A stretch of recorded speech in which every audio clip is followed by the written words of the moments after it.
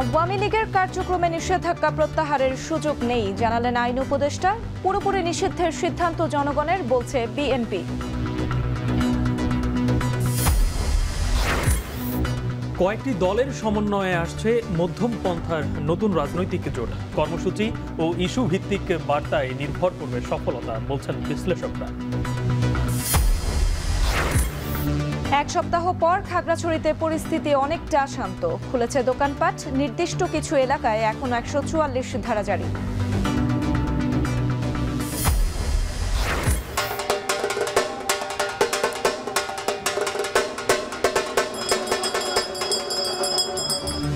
মহানবমীতে দেবী দুর্গাকে মন ভরে দেখছেন ভক্তরা। মণ্ডপে মণ্ডপে উৎসবের আমেজ, চণ্ডীপাঠ, মহাস্নান আর ভোগ আরতিতে আরাধনা।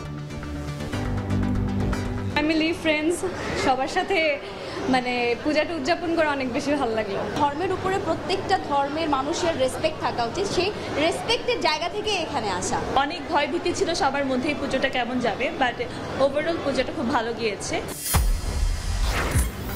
এবং বিসিবি নির্বাচন পাতানো খেলার অংশ, অভিযোগ তামিম ইকবালের। মনোনয়ন প্রত্যাহার করে ভোট ফিক্সিং বন্ধের দাবি সরে দাঁড়ালেন বিএনপিপন্থী 17 প্রার্থী।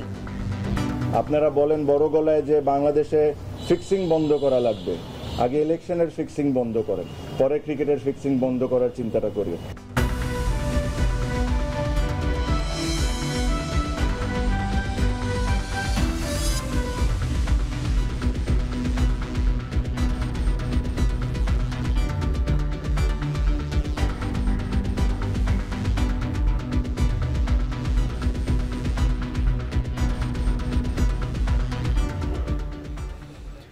স্বাগত। এখন সন্ধ্যায় শুনছিলেন শিরোনাম। পুরো আয়োজন জুড়ে সঙ্গে আছি আমরা দুজন, আমি গালিব ইবনে রিয়াজ এবং আমি সুমাইয়া রাত্রি। আওয়ামী লীগের কার্যক্রম পরিচালনায় নিষেধাজ্ঞা প্রত্যাহারের কোনো সুযোগ নেই বলে জানিয়েছেন আইন উপদেষ্টা ডক্টর আসিফ নজরুল। দুপুরে বরিশালে শঙ্কর মঠ পূজা মণ্ডপ পরিদর্শন করে সাংবাদিকদের প্রশ্নের জবাবে একথা বলেন তিনি। বিদেশি গণমাধ্যম প্রধান উপদেষ্টার সাক্ষাৎকার প্রসঙ্গে তিনি বলেন, ফেব্রুয়ারির প্রথমার্ধেই নির্বাচন অনুষ্ঠিত হবে। এছাড়া পাহাড়কে যারা অশান্ত করবে তাদের বিরুদ্ধে ব্যবস্থা নেওয়ার হুঁশিয়ারি দেন তিনি। এ সময় হিন্দু সম্প্রদায়ের নেতৃবৃন্দের সাথে সাক্ষাৎ ও কুশল বিনিময় করেন আইন উপদেষ্টা।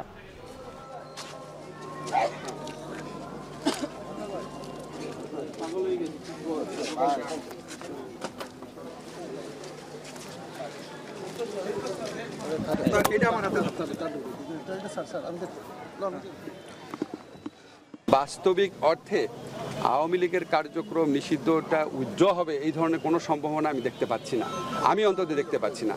বরং আমি যেটুকু জানি যে আমাদের আন্তর্জাতিক অপরাধ আদালতে যে প্রসিকিউশন টিম আছে সেই টিমের পক্ষ থেকে সংগঠন হিসাবে আওয়ামী লীগের বিচার চাওয়ার একটা পদক্ষেপ বরং নেওয়া হচ্ছে। আওয়ামী লীগ নিষিদ্ধের বিষয় আইন আদালত বা সরকার নয়, জনগণ সিদ্ধান্ত নেবে বলে মন্তব্য করেছেন বিএনপির স্থায়ী কমিটির সদস্য ডক্টর AZM জাহিদ। জাতীয় প্রেস ক্লাবে এক আলোচনা সভায় তিনি একথা বলেন। এদিকে দুর্গাপূজার সময় পাহাড়ের অস্থিতিশীলতা জাতীয় ও আন্তর্জাতিক চক্রান্তের অংশ বলে মন্তব্য করেছেন দলটির সিনিয়র যুগ্ম মহাসচিব রুহুল কবির রিজভী। আরও জানাচ্ছেন জাওয়াদ মাহমুদ। হঠাৎ অশান্ত হয়ে ওঠা খাগড়াছড়ির সহিংস ঘটনার বিশ্লেষণ চলছে আইন শৃঙ্খলা বাহিনী থেকে শুরু করে রাজনৈতিক মহলেও। বুধবার সকালে রাজধানীর পল্টনে পূজা মণ্ডপ পরিদর্শনে এসে এ নিয়ে কথা বলেন বিএনপির সিনিয়র যুগ্ম মহাসচিব অ্যাডভোকেট রুহুল কবির রিজভী। তিনি দাবি করেন পাহাড়ের সাম্প্রতিক অস্থিরতা জাতীয় ও আন্তর্জাতিক চক্রান্তের অংশ। আজকে পাহাড়ে অশান্তি কেন, কি এমন ঘটনা হয়েছে এই পূজার সময়? সেখানেও তো অনেক হিন্দু সম্প্রদায়ের মানুষ আছে, সেখানে হঠাৎ করে অশান্তি তৈরি করা হলো কেন? সারা দেশকে ওই দিকে দৃষ্টি নিবদ্ধ করা হলো কেন এই উৎসবের মুহূর্তে? এটা পরিকল্পিত বাংলাদেশকে অস্থিতিশীল করার একটা জাতীয় আন্তর্জাতিক চক্রান্ত। এ সময় বিএনপির নেতা আরও বলেন, যারা শেখ হাসিনার পতন মানতে পারেনি তারাই পরিকল্পিতভাবে পুজোর সময় পাহাড়ে অস্থিতিশীল পরিবেশ সৃষ্টি করছে। যারা শেখ হাসিনার পতনকে মেনে নিতে পারেনি তারাই এই চক্রান্ত করে যাচ্ছে যে এই দুর্গাপূজার সময় এমন কিছু ঘটনা ঘটাতে হবে যাতে বাংলাদেশের ভাবমূর্তি নষ্ট হয় বিদেশে। এদিকে জাতীয় প্রেস ক্লাবে প্রবীণদের ভাবনা শীর্ষক আলোচনা সভা শেষে সাংবাদিকদের প্রশ্নের জবাবে বিএনপির স্থায়ী কমিটির সদস্য ডাক্তার AZM জাহিদ বলেন, আওয়ামী লীগ নিষিদ্ধের বিষয় আইন আদালত বা সরকার নয়, সিদ্ধান্ত নেবে জনগণ। যে নিষিদ্ধের বিষয়টা কাকে গ্রহণ করবে বা করবে না, এটা জনগণের বিষয়। এটা কোনো অবস্থাতেই আইন আদালত অথবা সরকারি সিদ্ধান্তে যে করার যে প্রক্রিয়া, এটার সাথে বিএনপি কিন্তু সবসময় দ্বিমত পোষণ করেছে। এই গণহত্যাকারী এবং এটার যারা আদেশ দিয়েছে তাদেরকে আইনের আওতায় এনে যথাযথ বিচার করা, কাজে তাদের বিচারের ব্যাপারে বাংলাদেশ জাতীয়তাবাদী দল সবসময়ই সোচ্চার ছিল, এখনো আছে। যুক্তরাষ্ট্র সফরকালে একটি সাক্ষাৎকারে কার্যক্রম নিষিদ্ধ সংগঠন আওয়ামী লীগের রাজনীতি নিয়ে প্রধান উপদেষ্টা ডক্টর মোহাম্মদ ইউনূসের মন্তব্য নতুন করে প্রশ্নের জন্ম দিয়েছে বলেও মন্তব্য করেন ডাক্তার AZM জাহিদ। জওয়াদ মাহমুদ, এখন, ঢাকা। বিএনপি জামায়াতের বাইরে রাজনীতিতে তৃতীয় শক্তির উত্থান ঘটাতে চায় এনসিপি, গণসংহতি আন্দোলন, গণ অধিকার পরিষদ, এবি পার্টি সহ বেশ কয়েকটি রাজনৈতিক দল। অপেক্ষাকৃত তারুণ্য নির্ভর এসব দলের শীর্ষ নেতারা দাবি করেছেন তাদের জোট হবে মধ্যম পন্থার। তবে বাংলাদেশে এরই মধ্যে মধ্যম ধারার রাজনীতি চর্চা আছে বলে জানিয়েছেন বিশ্লেষকরা। এমন প্রেক্ষাপটে নতুন করে মধ্যম পন্থার রাজনৈতিক জোট কতটা পথ পাড়ি দেবে সে উত্তরই খুঁজেছেন হোসেন জাহিদ। মধ্যমপন্থার রাজনীতির প্রতিশ্রুতি নিয়ে 28 ফেব্রুয়ারি যাত্রা শুরু করে 24-এর অভ্যুত্থানের সংগঠকদের রাজনৈতিক দল এনসিপি। রাষ্ট্রে বিদ্যমান জাতিগত, সামাজিক, লিঙ্গীয়, ধর্মীয় আর সাংস্কৃতিক মূল্যবোধ ও বৈচিত্র্য রক্ষার মাধ্যমে এই মধ্যমপন্থার সূচনা করতে চায় বলে জানিয়েছিলেন তারা। আমরা এমন একটি রাজনৈতিক সংস্কৃতির বিকাশ চাই যেখানে সমাজ ও রাষ্ট্রের সর্বস্তরে বিভেদের বদলে ঐক্য, প্রতিশোধের বদলে ন্যায় বিচার এবং পরিবারতন্ত্রের বদলে মেধা ও যোগ্যতার মানদণ্ড প্রতিষ্ঠিত হবে। একই ধ্যান ধারণায় বিশ্বাস রাখে এমন দলগুলোর সাথে জোটভুক্ত হওয়া যায় কিনা সেই লক্ষ্যে সম্প্রতি দলের ভেতরে বাইরে জোর আলোচনা চলছে। এই যারা আমরা একই আদর্শ ভিত্তিক বাংলাদেশ পন্থার রাজনীতিটা করছি, আমাদের জায়গা থেকে আমাদের একসাথে একটা যদি মুভ হয়, এটা জনগণের প্রত্যাশা তাদের জায়গা থেকে। সো আমরা সেই জায়গায় কাজ করছি। এটা এখন ইলেকটোরাল অ্যালায়েন্সে যাবে না অন্য কোনো ফরম্যাটে যাবে নাকি ইউনাইটেড হওয়ার দিকে যাবে, এটা সামনের নির্বাচনের অনেক ইকুয়েশন এবং সিচুয়েশন সেটা নির্ধারণ করে দিবে। আলাদা আলাদা করে নিজের এই ক্ষেত্রে নির্বাচন কেন্দ্রিক যে শক্তি, এটা প্রদর্শনের চেয়ে আমরা একসাথে যদি ঐক্যবদ্ধভাবে কাজ করি, আমরা মনে হয় এখানে বেটার একটা রেজাল্ট পেতে পারি। গত 18 এবং 29 সেপ্টেম্বর রাজধানীর একটি হোটেলে রুদ্ধদ্বার বৈঠকে অংশ নেন সমমনা দলগুলোর নেতারা। এনসিপি ছাড়াও সেই বৈঠকে অংশ নেয় গণসংহতি আন্দোলন, গণ অধিকার পার্টি, এবি পার্টি সহ গণতন্ত্র মঞ্চের আওতাভুক্ত রাজনৈতিক দলের প্রতিনিধিরা। বাংলাদেশের রাজনীতিতে তৃতীয় শক্তির আবির্ভাব নিয়ে এক ছাতার নিচে আসার ব্যাপারে ইতিবাচক তারা। আমরা একটা জনগণের স্বার্থের জোট গঠন করতে চাই, যেটা জনগণের পক্ষে একটা গণতান্ত্রিক ব্যবস্থা, একটা গণতান্ত্রিক অর্থনৈতিক সামাজিক কর্মসূচি তারা আনতে পারবে, যেখানে মানুষের অধিকার এবং সুযোগের সমতা প্রতিষ্ঠা হবে। আওয়ামী লীগের রাজনীতি নিষিদ্ধের পরে একটা মধ্যপন্থার রাজনীতির কিন্তু সংকট ঘনীভূত হয়েছে। একদিকে বিএনপি, অন্যদিকে কিন্তু আমরা দেখতে পাচ্ছি যে আপনার ইসলামিকদের এক ধরনের উত্থানের কথা অনেকে বলছে। আওয়ামী লীগের এই শূন্যতা যাতে নতুন একটা শক্তির দ্বারা পূরণ হয়, কারণ রাজনীতিতে শূন্যতা এটা কোনোভাবেই আসলে ভালো ফলাফল বয়ে আনবে না। অবশ্য মধ্যম পন্থার রাজনীতি বলতে এই দলগুলো যেসব সূচনা করতে চায়, বিএনপি দীর্ঘদিন সেই ধারার রাজনীতি করে আসার দাবি করে আসছে। এমনকি জামায়াতে ইসলামীর সাম্প্রতিক রাজনৈতিক কর্মসূচিতেও অনেকটা মধ্যম পন্থার আঁচ পাওয়া যায়। এজন্য বিএনপি জামাতের বাইরে মধ্যম পন্থা নামে নতুন জোটের উত্থান কতটুকু সফল হবে তা পরিষ্কার হবে শেষ পর্যন্ত এসব দলগুলোর কর্মসূচি ও ইস্যু ভিত্তিক বার্তা থেকে। তেমনটাই মনে করেন এই অধ্যাপক।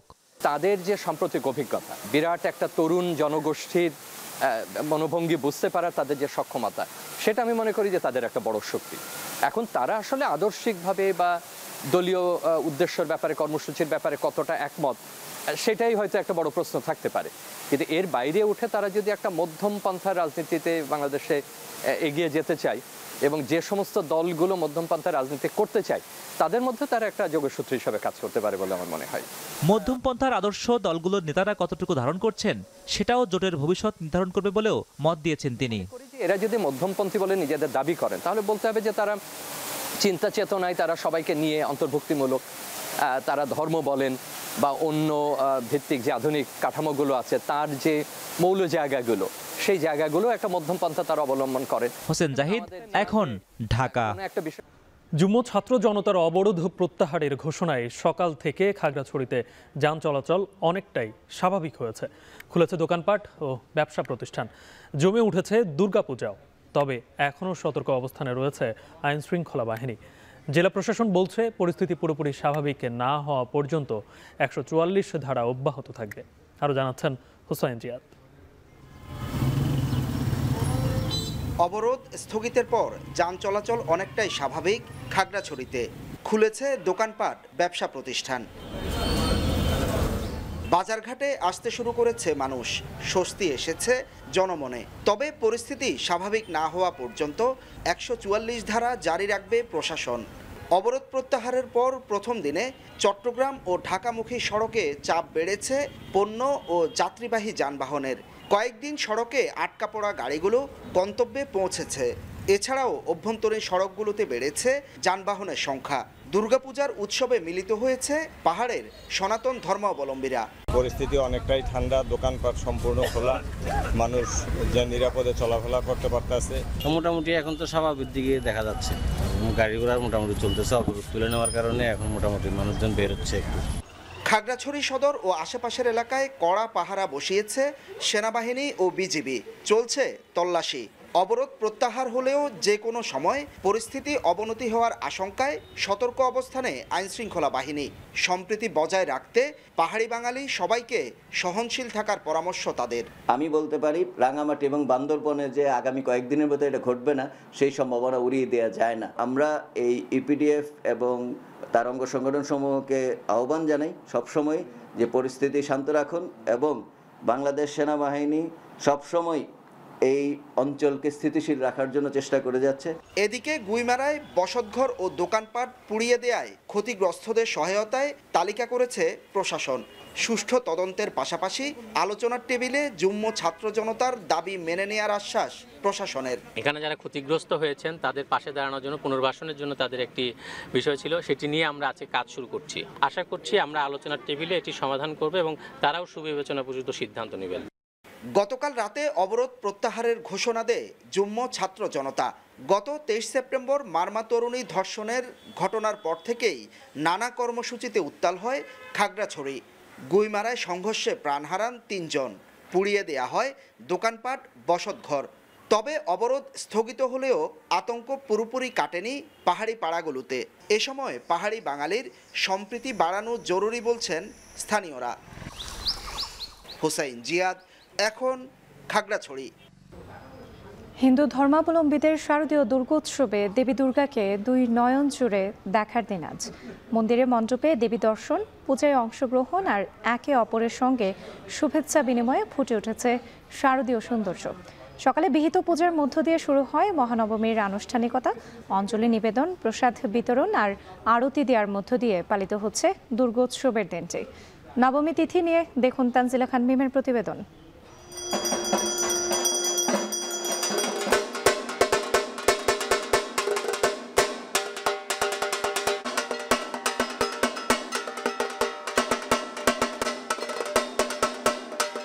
আশ্বিন মাসে শুক্লপক্ষের চন্দ্রের নবমী তিথিতে শুরু হওয়া মহানবমী পূজার দিনে বিষণ্ণতার মেঘ জমে সনাতন ধর্মাবলম্বীদের মনে।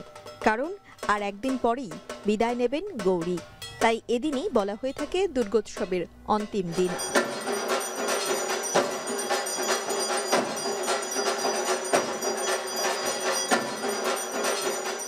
রাজধানীর ঢাকেশ্বরী জাতীয় মন্দিরে নবমীর সকালে 108টি দ্রব্য দিয়ে সপ্তধারার জলে দেবীকে মহাস্নান করিয়ে শুদ্ধ করা হয়। এরপর সকাল 8:40-এ চণ্ডীপাঠ সহযোগে 108টি দ্রব্য দিয়ে চলে বিহিত পূজা।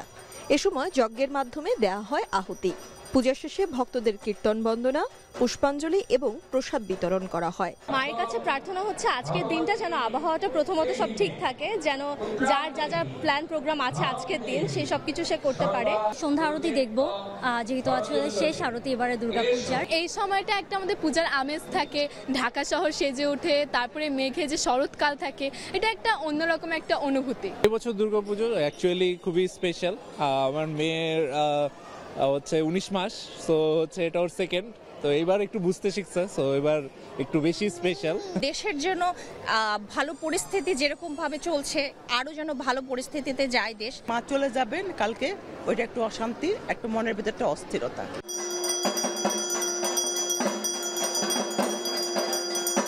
মহানবমী তিথিতে মা দুর্গা পূজিত হন দেবী সিদ্ধিদাত্রী রূপে।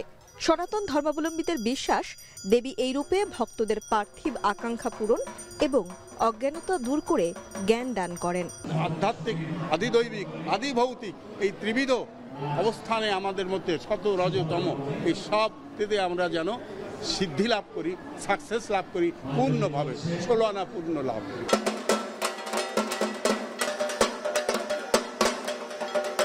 হিন্দু শাস্ত্রমতে মহানবমী বা দুর্গা নবমী হল আসরিক শক্তিবধে বিজয়ের দিন। মহিষাসুর নিধনের সময় দেবী দুর্গা প্রচণ্ড ক্রোধে কৃষ্ণবর্ণ রূপ ধারণ করেছিলেন। তাই পূজার এই আচারে দেবীকে চামুণ্ডা রূপে পূজা করা হয়, অর্থাৎ যিনি চণ্ড ও মুণ্ডের বিনাশিনী। নবমী তিথি শুরু হয় মঙ্গলবার সন্ধি পুজো দিয়ে। অষ্টমী তিথির শেষ 24 মিনিট ও নবমীর শুরুর প্রথম 24 মিনিট জুড়ে চলে এই পূজা। মূলত দেবী চামুণ্ডার পূজা হয় এ সময়। 108টি মাটির প্রদীপ জ্বালিয়ে 108টি পদ্ম ফুল নিবেদন করা হয় দেবীর চরণে। বুঝি এই বিদায় ধ্বনি বাজে, তাই কি তোমার চোখের কোণে জল? নবমীর সিদ্ধিধাত্রী নবরূপা সাজে, সবার চোখ করে ছলছল। অসুরকে বধ করার জন্য কৈলাস থেকে মর্তলোকে যে দেবী দুর্গার আবির্ভাব হয়েছিল ভক্তদের মাঝে, তার বিদায়ের ঘনঘটা বাজায় সকলের মনেই বাজছে এমন সুর। আর একদিন পরে বিজয়া দশমীতে বিহিত পূজার সমাপন এবং বিসর্জনের মধ্য দিয়ে বিদায় নেবেন দেবী দুর্গা। আর শেষ হবে এবছরের শারদীয় দুর্গোৎসব। তানজিলা খান মিম, এখন ঢাকেশ্বরী মন্দির, ঢাকা। নানা আচার আনুষ্ঠানিকতায় উদযাপিত হচ্ছে মহানবমী। এ নিয়ে আরও বিস্তারিত জানাতে বনানী পূজা মণ্ডপ থেকে শাহরিয়ার জামান পুলক ও বরিশাল নগরীর শঙ্কর মঠ পূজা মণ্ডপ থেকে যুক্ত হচ্ছেন ফিরদাউস সোহাগ। শুরুতেই পুলক, আপনার কাছ থেকে জানতে চাই, মহানবমীর সন্ধ্যায় কি কি আনুষ্ঠানিকতা চলছে?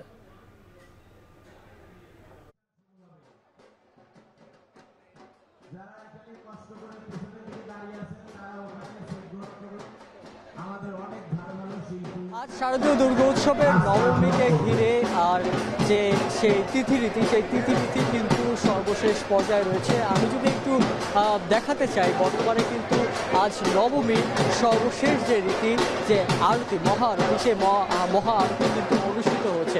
আমি যদি আমার হাতের ডান পাশে একটু দেখাই, তাহলে কিন্তু এখানে ঢাক বাজ, যেগুলো রয়েছে ঢাক ঢোলের শব্দে কিন্তু মুখরিত হয়ে আছে এখানকার ঢাক ঢোলের শব্দ মুখরিত হয়েছে এখানকার যে মণ্ডপ রয়েছে সেই মণ্ডপটি। এর আগে কিন্তু আমরা দেখেছি যে সন্ধ্যা নামার পরপরই, অর্থাৎ 6:30 নাগাদ কিন্তু এই মহা আরতির যে অনুষ্ঠান, সেই অনুষ্ঠান কিন্তু শুরু হয়েছে। এখানে যারা ভক্তরা রয়েছেন, সেই ভক্তরা কিন্তু এখনো পর্যন্ত আসছেন। পুজোর যে আনুষ্ঠানিকতা, সেই আনুষ্ঠানিকতা শেষ পর্যায়ে থাকলেও কিন্তু যারা ভক্তরা রয়েছেন তারা কিন্তু এখানে আসছেন দেবী দুর্গার যে প্রণাম, শ্রদ্ধা নিবেদন করা সব কিছু কিন্তু তারা এখন সেরে ফেলছেন। কারণ আজ রাত পেরোলেই কালকে সকালেই কিন্তু বিসর্জনের মাধ্যমে মা দুর্গাকে কিন্তু বিসর্জন দেওয়া হবে। এর আগে যদি বলতে চাই, আজকের প্রেক্ষাপটে কিন্তু শুরুতে নবমীর শুরুতে মহানবমীর যে বিহিত পূজা, সেটার মাধ্যমে কিন্তু শুরু হয়েছিল। এদিন দেবী দুর্গার বিদায় সুরে কিন্তু ভরাক্রান্ত হয়ে উঠেছিল। এখনো কিন্তু রয়েছে প্রতিটা মণ্ডপের পরিবেশ। এবং আগামীকাল দশমীর কৈলাসে, অর্থাৎ স্বামীর ঘরে ফিরে যাবেন দেবী দুর্গা। এদিন আগামী দিন বিশেষ কোনো পর্ব না থাকলেও সকালবেলা কিন্তু সকাল 9:30 থেকে 10টা অবধি কিন্তু এই আনুষ্ঠানিকতা, মানে বিসর্জনের যে আনুষ্ঠানিকতা, সেই আনুষ্ঠানিকতা কিন্তু সেরে ফেলা হবে। সনাতন ধর্মাবলম্বীরা যারা আছেন তারা কিন্তু মানেন বা ধারণা করেন যে মহানবমীর দিনে দেবী দুর্গাকেই কিন্তু শেষবারের মতো প্রাণ ভরে দেখে নেওয়ার সময়, এবং দুর্গাপুজোর যে অন্তিম দিন সেটাই কিন্তু আজকের এই দিন, সেটাকেই কিন্তু বলা চলে। কারণ পরদিন কেবল বিজয়া ও বিসর্জনের পর্ব চলে। আজ যে নবমীর সন্ধ্যা, সেই নবমীর সন্ধ্যায় মহা আরতির আয়োজন হচ্ছে সেটা আমরা দেখতে পাচ্ছি। এই আয়োজন কিন্তু প্রায় 1 ঘন্টা যাবৎ এখানে কিন্তু চলমান রয়েছে। এর আগে কিন্তু আমরা সকাল থেকে দেখেছি বিভিন্ন আচার অনুষ্ঠান পালিত হয়েছে। নবমীর দিন প্রথমে কিন্তু একটি অঞ্জলি নিবেদন ও প্রসাদ বিতরণ হয়ে থাকে নীলপদ্ম পূজা হওয়ার পর, অর্থাৎ 108টি বিশেষ দ্রব্য দিয়ে নীলপদ্মে পূজা হয় সকালবেলা দেবী দুর্গার। সেই পুজোর পরে কিন্তু অঞ্জলি নিবেদন এবং প্রসাদ বিতরণ করা হয়েছে। এর আগে আমরা দেখেছি যে গতকাল সন্ধি পূজা ছিল, সেই সন্ধি পূজা কিন্তু রাত থেকে শুরু হয়েছে, অর্থাৎ সন্ধি পুজোর পরপরই কিন্তু অষ্টমীর যে সন্ধি পুজো হয় সেই সন্ধি পুজোর পরপরই কিন্তু নবমীর যে শুরুটা সেটি শুরু হয়েছে। তো এই অবস্থায় কিন্তু আজ এই রাত্রের মাধ্যমে কিন্তু এখনো পর্যন্ত এই মুখরিত হয়ে আছে বনানীর যে পূজা মণ্ডপটি। তো এই ছিল আমার কাছে বনানীর পূজা মণ্ডপ থেকে সর্বশেষ। এবার একটু রাজধানীর বাইরের পূজা মণ্ডপের খবর জানতে চাই। বরিশাল নগরীর শঙ্কর মঠ পূজা মণ্ডপ থেকে যুক্ত আছেন ফিরদাউস সোহাগ। সোহাগ, জানাবেন যে এবারে ঢাকার বাইরের পুজোগুলোর উৎসব কেমনভাবে পালন করা হচ্ছে এবং সেই সাথে এখন সেখানে কোন আয়োজন চলছে? আপনাকে ধন্যবাদ। প্রতি বছরের মতো এবারও কিন্তু পূজা উৎসব, দুর্গাপূজা উৎসব অত্যন্ত সুন্দর সুষ্ঠু পরিবেশে কিন্তু অনুষ্ঠিত হচ্ছে। বরিশালে বিশেষ করে কিন্তু একেবারেই শান্তিপূর্ণ পরিবেশ, অত্যন্ত আনন্দের সাথে হিন্দু সম্প্রদায়ের মানুষ দুর্গাপূজা এটি কিন্তু পালন করছেন। তো আজকে ছিল মহানবমী, আজকে প্রধানত দুপুর 12টায় ছিল পুষ্পাঞ্জলি। এই উপলক্ষে কিন্তু যজ্ঞানুষ্ঠান ছিল। আমরা এখন যে জায়গাটি রয়েছে এটি কিন্তু উপমহাদেশের অন্যতম প্রাচীন সাধনভূমি শ্রী শ্রী শঙ্কর মঠে। এটির বয়স 115 বছর। তো এখানে কিন্তু পূজার যে উৎসব মূলত সেটি কিন্তু এখানে এলে বরিশালের যারা সাধারণ মানুষ রয়েছেন তারা কিন্তু উপভোগ করতে পারেন, আর এখানেই কিন্তু সেই কারণে আসেন। এবারের দুর্গোৎসবে ঢাকের আওয়াজ, শঙ্খধ্বনি আর উলুধ্বনিতে কিন্তু মুখরিত হয়ে উঠেছে বরিশালের এই পুজো মণ্ডপগুলো। ঢাকার বাইরের পুজো মণ্ডপ হিসেবে এই যেটি আমরা দেখছি এখানে কিন্তু সুন্দর এবং সুষ্ঠুভাবে সেটি উদযাপিত হচ্ছে। এই দুর্গাপুজোকে কেন্দ্র করে বরিশালের এই পুজো মণ্ডপগুলোতে নেওয়া হয়েছে কিন্তু বাড়তি নিরাপত্তা ব্যবস্থা। আইনশৃঙ্খলা বাহিনীর পক্ষ থেকে নেওয়া হয়েছে 3 স্তরের নিরাপত্তা। আজ একটা জিনিস জানিয়ে রাখা, কিন্তু বরিশালের এই পূজা মণ্ডপ পরিদর্শন করেছেন আইন উপদেষ্টা। তিনি দুপুরে এখানে এসেছিলেন। তিনি এখানকার যারা কর্মকর্তা রয়েছেন তাদের সাথে কুশল বিনিময় করছেন এবং তিনি এখানে এসে এখানকার পরিবেশ পরিস্থিতি দেখে কিন্তু সন্তোষ প্রকাশ করেছেন। তিনি বলেছিলেন একটি কথা যে বাংলাদেশের মানুষ সবাই সুন্দর এবং সুষ্ঠুভাবে পূজা উদযাপন করছে, এটি জানতে পেরে তার কাছেও ভালো লেগেছে এবং তার সন্তুষ্টির কথা জানিয়েছেন। এবছর বরিশাল মহানগরীতে 4টি থানায় কিন্তু 47টি পূজা মণ্ডপে এবং জেলায় 640টি পূজা মণ্ডপে দুর্গাপূজা অনুষ্ঠিত হচ্ছে, আর বরিশাল বিভাগে অনুষ্ঠিত হচ্ছে 2123টি পূজা মণ্ডপে। আমরা যে জায়গাটিতে রয়েছে এখানে কিন্তু চমৎকার করে লাইটিং করা হয়েছে। এই রাস্তায়ও কিন্তু লাইটিং রয়েছে, রাস্তা থেকে শুরু করে একেবারে পূজা মণ্ডপের সম্মুখ স্থল পর্যন্ত কিন্তু দারুণ করে সাজানো হয়েছে এবং এখানে কিন্তু যারা ভক্ত রয়েছেন তারা দেখতে এসেছেন, তারা কিন্তু পূজা মণ্ডপে এসে তারা যেটি করছেন সেটি হচ্ছে যে দুর্গা মায়ের কাছে তারা কিছু একটা চাইছেন এবং সেটি যেন তারা পান, সেজন্য তার কাছে কিন্তু করুণা চাইছেন। অনেকের সাথে কথা বলে এটি জানতে পেরেছি। এতটুকু ছিল বরিশালে দুর্গোৎসব চলছে তার সবশেষ খবর। সনাতন ধর্মাবলম্বীদের সব থেকে বড় উৎসব শারদীয় দুর্গোৎসব পালন চলছে সারা দেশব্যাপী, সেই খবরই জানাচ্ছিলেন রাজধানী এবং রাজধানীর বাইরে থেকে সহকর্মীরা।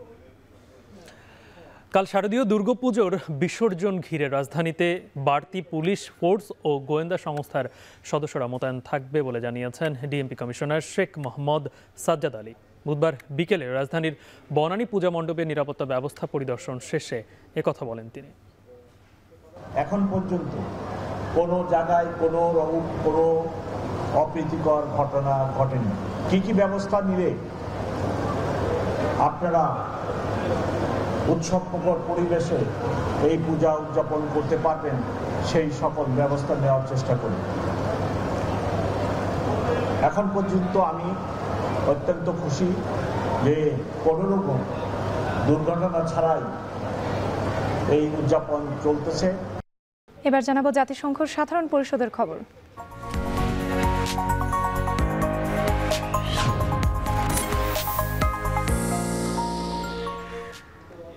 রোহিঙ্গা সংকট নিরসনে গৃহীত উদ্যোগগুলো অপর্যাপ্ত উল্লেখ করে প্রধান উপদেষ্টা ডক্টর মোহাম্মদ ইউনূস বলেছেন, রোহিঙ্গা সংকটের উৎপত্তি মিয়ানমারে, তাই দেশটিকেই এর সমাধান করতে হবে।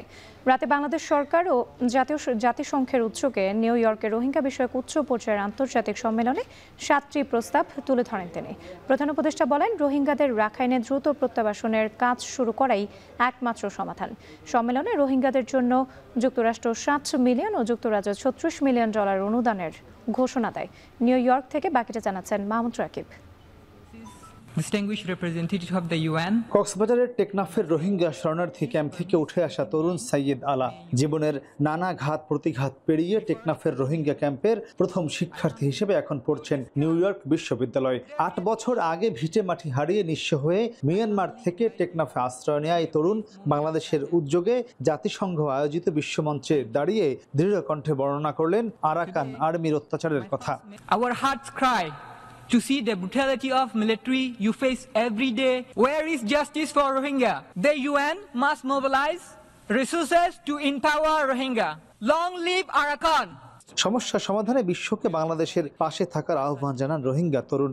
We hope that international pressure, international law would end the impunity. But our suffering continues. The time to act is now. The lives of hundreds of thousands of Rohingya depend on the decision you make in this assembly. Rohingya সংকট নিয়ে আয়োজিত জাতিসংঘের উচ্চ পর্যায়ের প্রথমবারের মতো এত বড় পরিসরের সম্মেলনে অংশ নেন বিশ্বের বিভিন্ন দেশের শীর্ষ রাজনীতিবিদ, কূটনীতিক ও মানবাধিকার কর্মী। অনুষ্ঠানে কথা বলেন মিয়ানমার ও চীন সহ প্রায় 150 দেশের প্রতিনিধি। I thank Professor Muhammad Yunus, Chief Advisor of the Interim Government of Bangladesh, for his leadership and for his commitment to finding a lasting solution. Yet, despite enormous challenges, Bangladesh continues to host them, setting an example to the rest of the world. The international community must fulfill its duty to protect refugees. For the Security Council to refer the whole situation in Myanmar to the International Criminal Court. Finally, we need to heed the Rohingyas' calls for peace and freedom. জাতিসংঘ সদর দফতরের assembly হল রুমের সম্মেলনে বিশ্ব নেতাদের উদ্দেশ্যে রোহিঙ্গা সংকট সমাধানে সুনির্দিষ্ট বার্তা দেন প্রধান উপদেষ্টা। তিনি বলেন, রোহিঙ্গা সংকটের শিকার বাংলাদেশ, প্রভাব পড়ছে দেশের আর্থিক, সামাজিক ও পরিবেশের উপর। Bangladesh is a victim of the crisis. We are forced to bear huge financial, social and environmental costs. Criminal activities including narco flows into Bangladesh through Rakhine threaten our social fabric. সংকটের একটি টেকসই সমাধানের লক্ষ্যে আন্তর্জাতিক সম্প্রদায়ের কাছে 7টি প্রস্তাব দেন doctor Mohammad Yunus. বলেন, রোহিঙ্গাদের রাখাইনে দ্রুত প্রত্যাবর্তনের কাজ শুরু করাই এই সংকটের একমাত্র সমাধান, যা শুরু করতে হবে মিয়ানমারকেই। Rohingya crisis originated in Myanmar. Its solution lies in Myanmar. The international community must put effective pressure on Myanmar and the Arakan army to immediately stop persecution of the Rohingyas and start working for their expeditious repatriation to Rakhine. It is the only solution of the crisis. Doctor Yunus বলেন, রোহিঙ্গা সংকট নিরসনে গৃহীত জাতিসংঘের উদ্যোগগুলো অপর্যাপ্ত, যাতে আন্তর্জাতিক তহবিল উদ্বেগজনকভাবে ঘাটতির মুখে পড়েছে।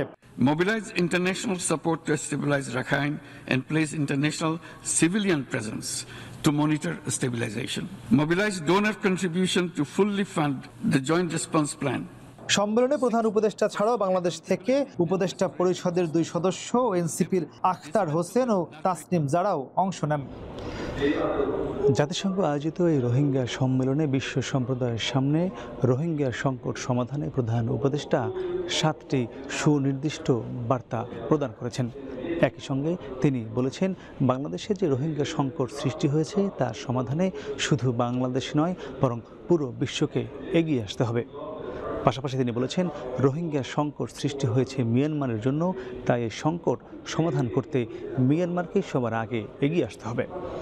মাহমুদ রাকিব, এখন জাতিসংঘ সদর দপ্তর, নিউ ইয়র্ক। এবারের ভোট আর রাতে নয়, হবে দিনের বেলায়। অবাধ ও সুষ্ঠু ভোট আয়োজনে সরকার নিরলসভাবে কাজ করে যাচ্ছে বলে জানান ধর্ম উপদেষ্টা ডক্টর আ.ফ.ম. খালিদ হোসেন। সরকারি মাদ্রাসায় আলিয়ার 246তম প্রতিষ্ঠা বার্ষিকীর অনুষ্ঠানে যোগ দিয়ে তিনি একথা বলেন। আমরা ফেব্রুয়ারিতে নির্বাচন করব। Fair, free, impartial and inclusive election will be held. প্রতিটি মানুষ তার নিজের ভোট দিতে পারবে। আমরা এভাবে এগিয়ে যাচ্ছি। ভোট হবে দিনের বেলা, রাতে নয়। আমরা একটা ইলেক্টেড গভর্নমেন্টের হাতে ক্ষমতা দিয়ে দায়িত্ব হস্তান্তর করে আমরা পুরোনো ঠিকানায় ফিরে যাব। গালিব উৎসব এলেই কিন্তু ইলিশের দাম সচরাচর বেড়েই যায়। তো দাম বাড়ার অভিযোগ থাকা সত্ত্বেও কিন্তু ইলিশ কিনছেন ক্রেতারা। আর বিক্রেতাদের সবসময় যেই ভাষ্য থাকে যে সরবরাহ কম, এই কারণে দাম বেশি, এই একই কথাই কিন্তু বিক্রেতারা বলছেন। এনে সাজিদ আরাফাতের একটি প্রতিবেদন রয়েছে। ভোজন রসিক বাঙালির উৎসব মানেই একটু বাড়তি আয়োজন, আপ্যায়নে চাই বিশেষ পদ। ইলিশের সাথে খাদ্যাভ্যাসের যে নিবিড় যোগ তা প্রকাশ পায় পূজা পার্বণে। আশ্বিনী পূর্ণিমার আগে মৌসুমের এই সময়টাতে ক্রেতারাও হুমড়ি খেয়ে পড়েন ইলিশ কিনতে।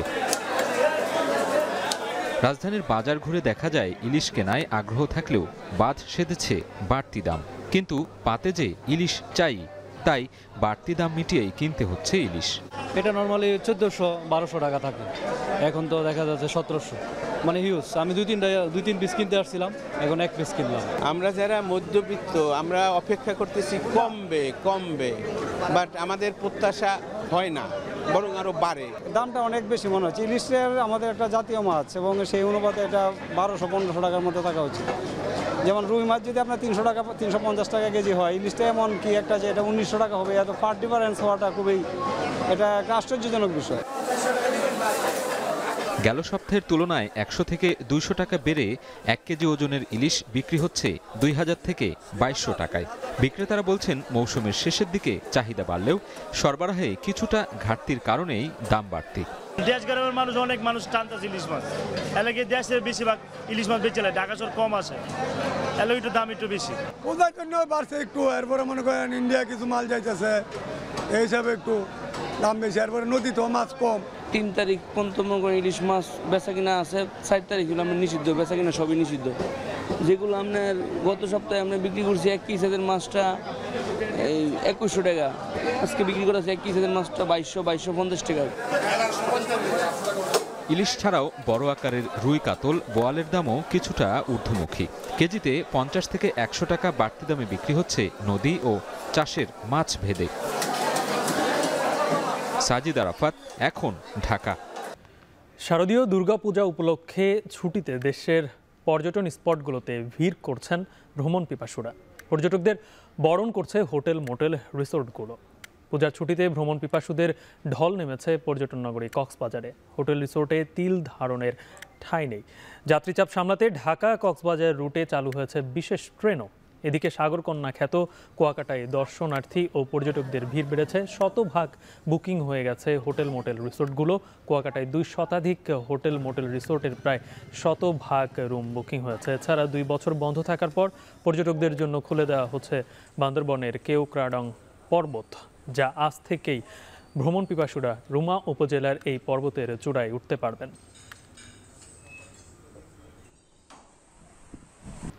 এবার দেশের বাইরের প্রসঙ্গ। গাজা যুদ্ধ বন্ধে ট্রাম্পের প্রস্তাবে সম্মত হতে হামাসকে 3 থেকে 4 দিনের আলটিমেটাম দিয়েছেন মার্কিন প্রেসিডেন্ট ডোনাল্ড ট্রাম্প। অন্যথায় কঠিন পরিণতি ভোগ করতে হবে বলে হুঁশিয়ারি দেন তিনি। সোমবার হোয়াইট হাউসে রুদ্ধদ্বার বৈঠকের পর গাজা শান্তি চুক্তিতে সম্মত হন মার্কিন প্রেসিডেন্ট ডোনাল্ড ট্রাম্প ও ইসরায়েলি প্রধানমন্ত্রী বেনিয়ামিন নেতানিয়াহু। এর কয়েক ঘন্টা পরে ট্রাম্প ঘোষণা দেন 3 থেকে 4 দিনের মধ্যে হামাসকে এই যুদ্ধবিরতি প্রস্তাবে রাজি হতে হবে, অন্যথায় এই খেলার শেষ করবে ইসরায়েল। সেক্ষেত্রে গাজায় আগ্রাসনের মাত্রা আরও কয়েক গুণ বাড়ানোর হুঁশিয়ারি দিয়েছেন জাতিসংঘে নিযুক্ত ইসরায়েলি রাষ্ট্রদূত। এদিকে ইসরায়েলের রক্তচক্ষুকে উপেক্ষা করে ত্রাণ নিয়ে গাজার খুব কাছাকাছি পৌঁছে গেছে ফ্রিডম ফ্লোটিলার নৌবহর, যেখানে রয়েছে বিশ্বের কয়েকটি দেশ থেকে যোগ দেয়া 44টি জাহাজ। সুইডিশ পরিবেশবিদ গ্রেটা থুনবার্গ সহ আইনজীবী, মানবাধিকার কর্মী, অভিনেতা সহ প্রায় 100 ক্রু যোগ দিয়েছেন এই নৌবহরে। সবকিছু ঠিক থাকলে আর কয়েক ঘন্টার মধ্যে উপত্যকাটিতে নোঙর করবেন তারা। তবে জাহাজগুলোকে ফিরে যেতে একের পর এক হুঁশিয়ারি দিয়ে যাচ্ছে তেল আবিব। এবার খেলা প্রসঙ্গ। এবারের নির্বাচন বিসিবির ইতিহাসে কালো দাগ হয়ে থাকবে বলে মন্তব্য করেছেন বাংলাদেশ জাতীয় ক্রিকেট দলের সাবেক অধিনায়ক তামিম ইকবাল। স্বেচ্ছাচারিতার অভিযোগ তুলে মনোনয়নপত্র প্রত্যাহারের পর তিনি আরও বলেন, ক্রিকেটের ফিক্সিং বন্ধ করার আগে ইলেকশনের ফিক্সিং বন্ধ করতে হবে। তবে সমালোচনা থাকলেও নির্বাচনের পথেই হাঁটছে বিসিবি। আরও জানাচ্ছেন আরিফুল ইসলাম সাহাব।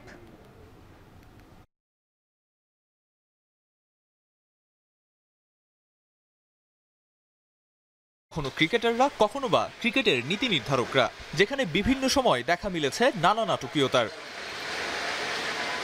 বিসিবি নির্বাচনকে কেন্দ্র করে মঞ্চস্থ হচ্ছে একের পর এক নাটক। শুরু থেকে সরকারি হস্তক্ষেপের অভিযোগ করে আসছিলেন তামিম ইকবাল সহ বেশ কয়েকজন ক্রীড়া সংগঠক। মাঝে গুঞ্জন ওঠে সমঝোতারও। তবে দুদক অভিযুক্ত 15 ক্রিকেট ক্লাব নিয়ে হাইকোর্টের স্থগিতাদেশ পরবর্তীতে আবারও বাতিলের পর এবার নির্বাচন থেকে সরে দাঁড়ালেন সাবেক অধিনায়ক ও সভাপতি প্রার্থী তামিম ইকবাল। একই সঙ্গে তুলে ধরেছেন নানান অভিযোগ। বিভিন্ন সময় অনেক ধরনের কথা বলা হয়েছে, but end of the day আমার কাছে মনে হয় যে এই নোংরামির সাথে আমরা কোনো দিক থেকে কোনোভাবে পাঠ রাখতে পারবো না। যারা বোর্ডে আছেন তারা যদি এভাবে করে ইলেকশন করতে চান করতে পারেন, জিততেও পারেন, বাট আজকে ক্রিকেট 100% হেরে গেছে, এটা নিয়ে কোনো সন্দেহ নাই। আপনারা বলেন বড় গলায় যে বাংলাদেশে ফিক্সিং বন্ধ করা লাগবে, আগে ইলেকশনের ফিক্সিং বন্ধ করেন, পরে ক্রিকেটের ফিক্সিং বন্ধ করার চিন্তাটা করি। বাট এখানে আরো অনেকেই আজকে উইথড্র করতেন, তাদেরকে বিভিন্নভাবে বিভিন্ন ওয়েতে বোঝানো হয়েছে বা চাপ সৃষ্টি করা হয়েছে, তাদেরকে করে থামানো হয়েছে। তামিমের পথ ধরেই একে একে মনোনয়ন প্রত্যাহার করেন ফাহিম সিনহা ও বিএনপির 3 জ্যেষ্ঠ নেতার ছেলে ইসরাফিল খসরু, ওমর শরীফ, মোহাম্মদ ইমরান ও ইয়াসির আব্বাস সহ বিএনপিপন্থী 15 জন প্রার্থী। বাকি 2 জন বাদ পড়েছেন হাইকোর্টের রায়ে। নানান ঢঙে বললেও সবার অভিযোগের সুর অনেকটা একই। বাংলাদেশ সবার আগে, এই একটা ভূমিকা যেন সবাই থাকতে পারে, এটা হচ্ছে কথা। আমরা কিন্তু আবার আসি, আমরা কিন্তু হাল ছাড়বো না, আমাদের তো এই ব্যাপারে একটা আছে, টান আছে। আইসিসিতে কেন যাবে? এটা তো দেশের ক্রিকেটের জন্য ভালো হবে না যদি ওই পর্যন্ত যায়। এই জিনিসটা কিন্তু আমাদের ক্রীড়া উপদেষ্টা যেহেতু এই ক্রীড়াঙ্গনের অভিভাবক, এই সমাধানটা কিন্তু উনিই করতে পারে কিন্তু ইচ্ছা করলে। প্রথম দিকে যখন 15টা ক্লাব বাতিল করা হলো, বাতিল করে আবার তাদেরকে অ্যালাউ করলো, করে নমিনেশন পেপারটা নিল, নেওয়ার পরে আবার দেখলাম বাতিল করলো, তখন I felt that there is something severely wrong. মনোনয়ন বাতিলের কারণে বাকি 33 জনের মধ্যে সাবেক নির্বাচক আব্দুর রাজ্জাক, গায়ক আসিফ আকবর সহ 6 জন নির্বাচিত হচ্ছেন বিনা প্রতিদ্বন্দ্বিতায়। বিভাগীয় ক্যাটাগরিতে ভোটের লড়াই হবে কেবল ঢাকা, রংপুর আর রাজশাহী বিভাগে। আর ক্লাব ক্যাটাগরিতে 12 পদের বিপরীতে লড়বেন 16 জন। ইলেকশন হচ্ছে, হ্যাঁ এটা বলা যাবে, আপনি বলেন। ঢাকাতে 3 জন আছে, ওখানে ইলেকশন হচ্ছে। খুলনাতে ইলেকশন হচ্ছে না, রাজশাহীতে হচ্ছে, রংপুরে হচ্ছে। হেভিওয়েট প্রার্থীরা সরে দাঁড়ালেও পূর্ব নির্ধারিত সময়ে নির্বাচনের দিকেই হাঁটছে কমিশন। তবে বিসিবি নির্বাচন ঘিরে যে তুমুল প্রতিদ্বন্দ্বিতার আভাস ছিল, সেটা এখন অনেকটাই ম্রিয়মাণ। আরিফুল ইসলাম সাহাব, এখন, ঢাকা। দর্শক, শেষ করছি এখন সন্ধ্যা। শিরোনামগুলো আরো একবার। আওয়ামী লীগের কার্যক্রমে নিষেধাজ্ঞা প্রত্যাহারের সুযোগ নেই জানালেন আইন উপদেষ্টা। পুরোপুরি নিষিদ্ধের সিদ্ধান্ত জনগণের, বলছে বিএনপি। কয়েকটি দলের সমন্বয়ে আসছে মধ্যম পন্থার নতুন রাজনৈতিক জোট। কর্মসূচি ও ইস্যু ভিত্তিক বার্তায় নির্ভর করবে সফলতা, বলছেন বিশ্লেষকরা। এক সপ্তাহ পর খাগড়াছড়িতে পরিস্থিতি অনেকটা শান্ত। খুলেছে দোকানপাট, নির্দিষ্ট কিছু এলাকায় এখনো 144 ধারা জারি।